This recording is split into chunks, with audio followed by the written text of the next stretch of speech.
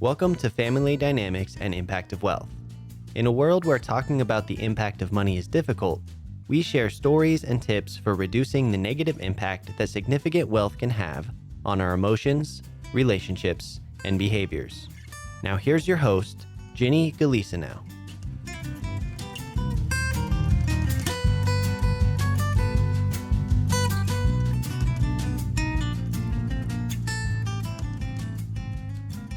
Hello, everyone. Today we have with us my very dear friend, Jim Calaway. Jim is a philanthropist and a self-made businessman who lives in Carbondale, Colorado. Jim served as the chair of the Aspen Institute Society of Fellows before he became a trustee in 1997. And in 2000, he was chair of the Institute's Lifetime Trustees. He was in the oil and gas exploration business for over 40 years. He retired as chairman of Edge Petroleum in the 1980s, and Jim had 2 presidential appointments during the Carter administration to the National Petroleum Council and as a commissioner of presidential scholars. Jim has also been a champion of up-and-coming young entrepreneurs, such as Lucas Turner and his new podcasting company, Level Ahead Audio, which is in fact the company that produces my podcast. I know, Jim, that you were pleased when you discovered that Lucas was a graduate of the Isaacson School for New Media, which you essentially helped found. You're asking Walter Isaacson if he'd be willing to have the school named after him was a tremendous gift and opportunity for the students. So, Jim, wow, what a lifetime of achievements. When I look around your office and I see all of these awards on your wall, how do you feel? How do you feel when you see the recognition for all that you have accomplished? Well, I'm happy to see them. I have devoted my last 20 or 30 years of my life to philanthropy, and I think that I've helped the community I live in. People tell me that all the time. If I have just a little bit of time, I'll say to them, well, thank you. But if I have any time to talk with them, I'll say, I'm glad I've helped the community, but I've also helped myself by making myself happy. You know, I remember many years ago you told me that up until the age of 40, what you did was make a lot of money and spend it all on yourself, but it wasn't really making you happy. And it was at that point you decided to change your life from being a successful entrepreneur. Tell us about that. That's right. I came from a very poor farming family and worked my way through the University of Texas and got a doctorate degree in law. But I decided I didn't want to be a lawyer. My nature was to be an entrepreneur. So in the age of 24, I started my company and went in the oil and gas exploration business in South Texas. And by the time I was 40, I was in between the 2 marriages, two wonderful women I've been married to, and had made a good bit of money, and I was living in a mansion. I think this is 50 some odd years ago. I paid $5 million for the place. I remember that, and I had a staff there of 2 women who took care of the house and so forth, and I was single. And I bought a brand new Learjet airplane. And during that time, I looked at myself, and I said, I'm not as happy as I thought I was going to be by making money and spending it on myself. And that was about the time that I became a Unitarian, and which is a liberal church or fellowship that I'm still very active in and enjoy very much.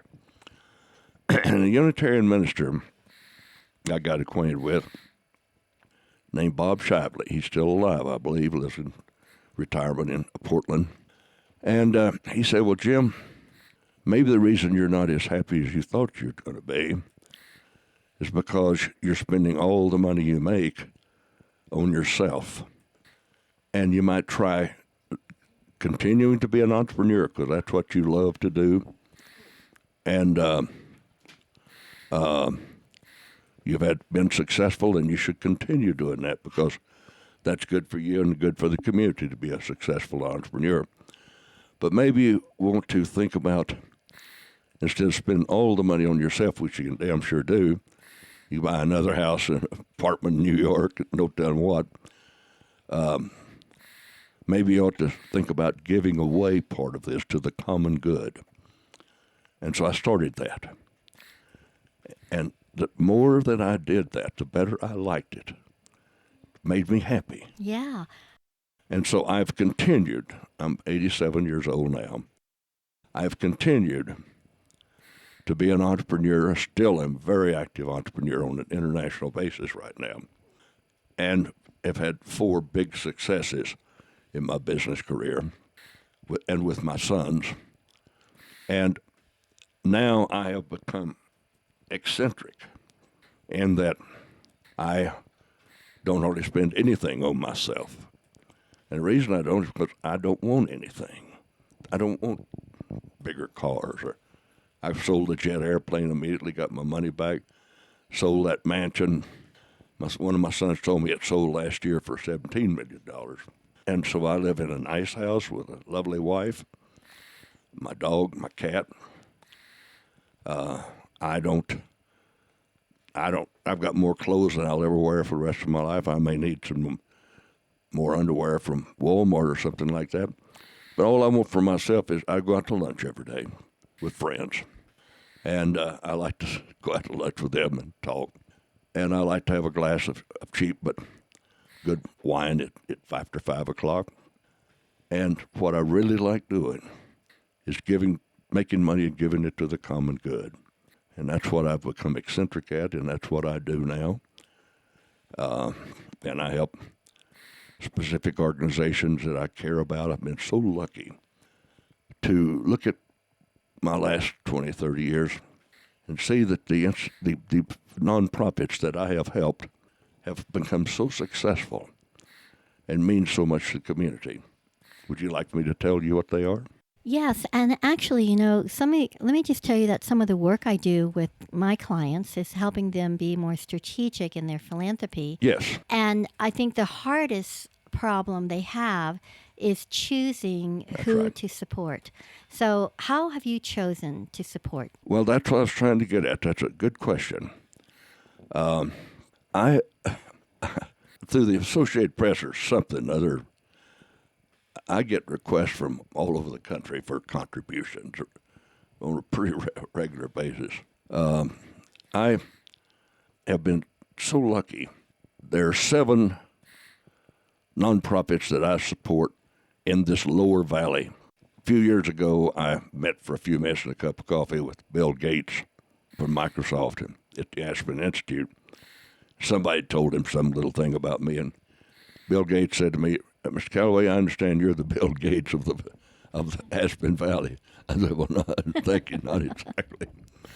But I am really happy with the institutions that I've supported. It's CARE, the Colorado Animal Rescue. It's a great animal shelter that I built. It's become one of the best shelters in the United States. Wonderful 16,000 animals we've handled and taken good care of and adopted out. The Colorado Mountain College, which is our community college here, that I'm very devoted to. And a lot of kids on scholarship that's up there at the college and help build the academic center for them. I love the college. The Valley View Hospital in Glenwood, my friend Bob Young of Alpine Bank and I were the 2 principal sponsors to build the Calaway Young Cancer Center. And it is a classy place that's done a great job for this community. I hear nothing but wonderful things about it all the time, and thank goodness for that. I very recently, helped Habitat for Humanity build their new Restore here, between here and Glenwood Springs. It's a beautiful place. If you haven't visited it, I really want you to. It's that big metal building down there, and you go around the other side, and they name the street you go on at Calaway Court. And it's a big, beautiful place. You walk in and see all this furniture and clothes and things that are for sale at real good prices. Just a lot of fun. Then the 3rd Street Center here in Carbondale. I've been the principal backer of it and love it very much. Our library here, I help the library so it can stay up, help them build the library, and then help them now so they can stay open more hours to serve the community. Then our Thunder River Theater here in town, which is very successful theater. Been visited there by President Carter, who I interviewed there, and lots of other famous people. And then I support the KIPP charters, the KIPP special schools, and I support the American Civil Liberties Union, and I support the Aspen Institute, which has been a big part of my adult education, and I support the President Carter's library. Those are the things that I support. And so is there a common thread between all of them?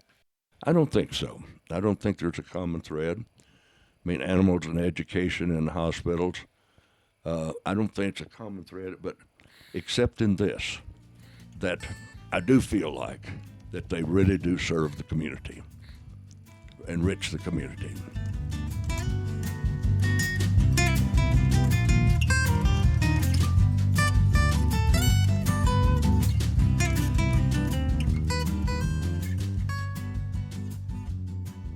You're listening to Family Dynamics and Impact of Wealth. If you're enjoying this podcast, please consider helping us out by telling a friend and leaving a review on iTunes, Google Play, or Stitcher. For more information, visit our website, dynamicsoffamilywealth.com. And now back to the show.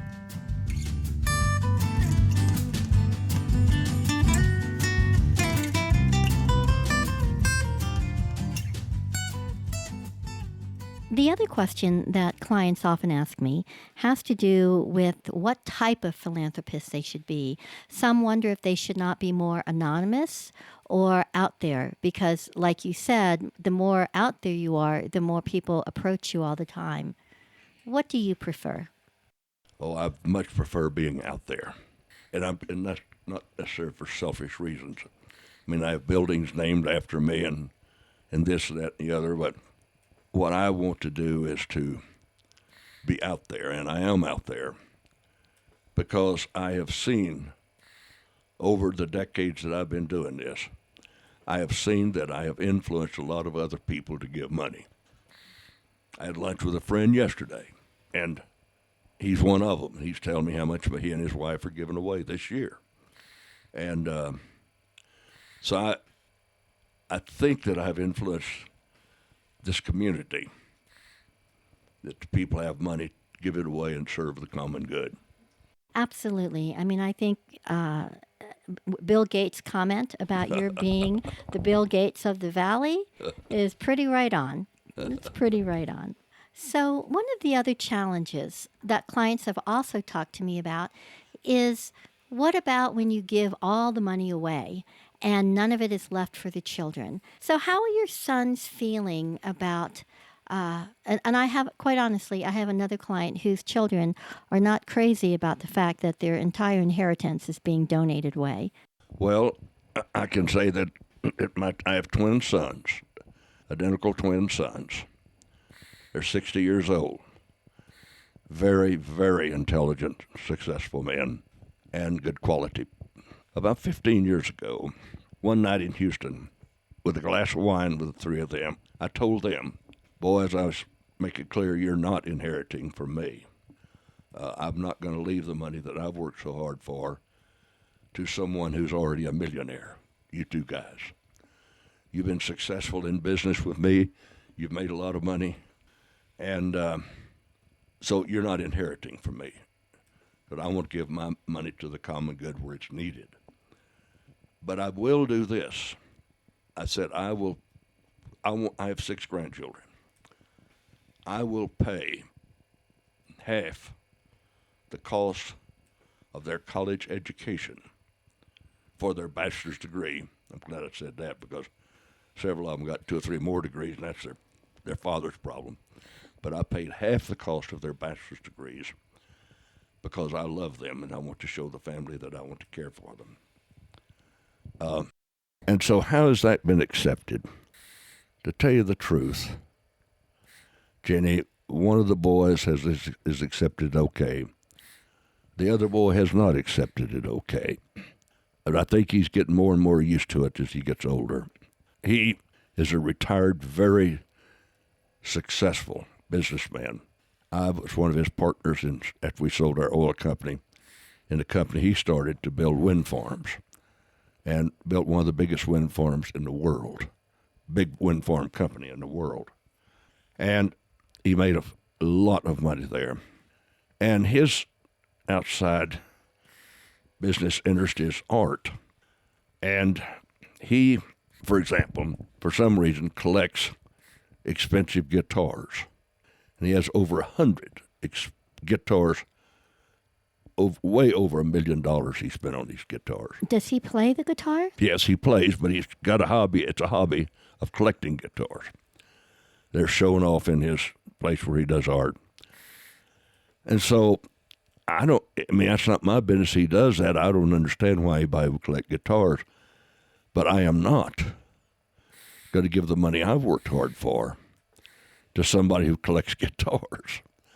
I'm interested in helping the common good. And he's getting a little easier as he gets older. And for example, it pleases me very much. He and his wife send a monthly check every month to the care animal shelter that I built. And I really appreciate that. They send $500 a month, every month for years.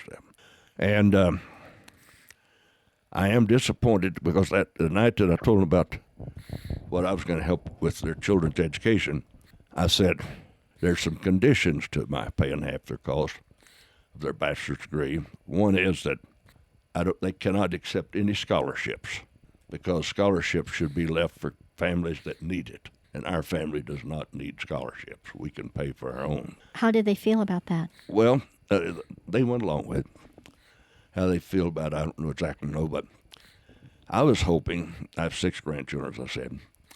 I was hoping that a bunch of those kids would go to that great university in Austin, University of Texas, where I went to school, which is a damn good school, but reasonably priced. They didn't do that. They went to school up east. They've been to Harvard, Wesleyan, Columbia, Yale, and now Brown. Oh my goodness! So they One's went in to Brown. all the Ivy League schools. Let me just give you an example. Lily, who went to Columbia and got her bachelor's degree there, that bachelor's degree cost $280,000, $140,000 to me. Was it worth it? I think you go to the University of Texas, get a good education for $25,000 a year. Or one of the reasons I'm so in love with community colleges like ours here is that kids can go to school here and get a bachelor's degree. We offer 5 bachelor's degrees. It costs them about $5,000 a year. If they live at home. That's for their tuition.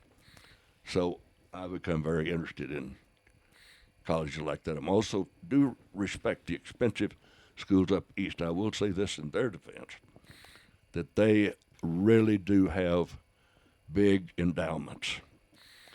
And if a kid is from a family that's poor, they don't cost what we did. They get a big discount. So it's all worked out okay, and that's what I've done. I'm just saying this, that children really like to inherit from their parents. But in my case, it hadn't worked out that way because I've been an entrepreneur. My sons have been entrepreneurs with me. And all the 4 home runs that I have been involved in, that is businesses, helped start from scratch, that have grown into major companies, or big companies. All 4 of those, my 2 sons have been partners in. I remember one time you told me that you were so proud of your sons because they gave you a true sense of freedom, and that in many ways you have some friends who envy you because of the way you raised your children. Can you say something about that? Well, Yes, and I know exactly what you're talking about. We've talked about in the past. I think I've done as good a job as I can do, but it's still, there's some strong feelings about it that they'd like to have free education, free money from their dad. And they already have a bunch of money and they're not going to get it. And that's a good lesson for them. You know, Jim, I always like to end these podcast interviews with a few words of wisdom or actionable items for our listeners. Is there anything that you would like to share with people about what they could do in terms of raising fabulous children as you have, who are productive contributors to society, and then also what it means to be a philanthropist? Are there words of wisdom that you could share? Well, I have seen children of rich families who go through life waiting for the money to inherit, and they never go to work hard. So they have not learned the value of work. They call themselves artists or musicians or something like that, but they're hobbies. And it is true that I've had great success with my sons in that they work hard with grit, and that they don't take life easy waiting for an inheritance, and that's wonderful. I really like that. And I can't think of anything. I'm 87 years old in a couple of months. I'm approaching 90 years of age, and I am still a very active entrepreneur. And by the way, with my sons, in most things. And I like the fact that they also work hard. Now, I must say that they think that they have taught me everything I know. And they think that I was a hick from a poor farming family that happened to have an affair or something with their mother in college and impregnated her, and they became my children. So they think they've taught me everything I know, and I find humor in that. Right. I love it. Well, Jim, thank you. I know that in this valley, and quite honestly, way beyond the state of Colorado, you are unquestionably one of the most beloved philanthropists in our valley. Thank you for sharing the story of your journey and wisdom for living a more fulfilling life. And for all of our listeners, I look forward to being with you again during our next podcast. Thank you very much. Thank you. Until then.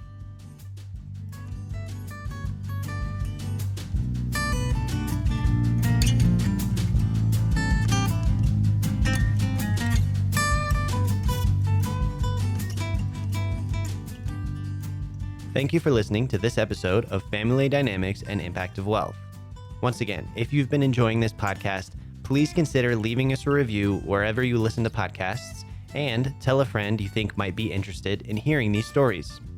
For more information on the podcast or guidance for having more meaningful conversations around inherited or sudden wealth, please visit our website at dynamicsoffamilywealth.com.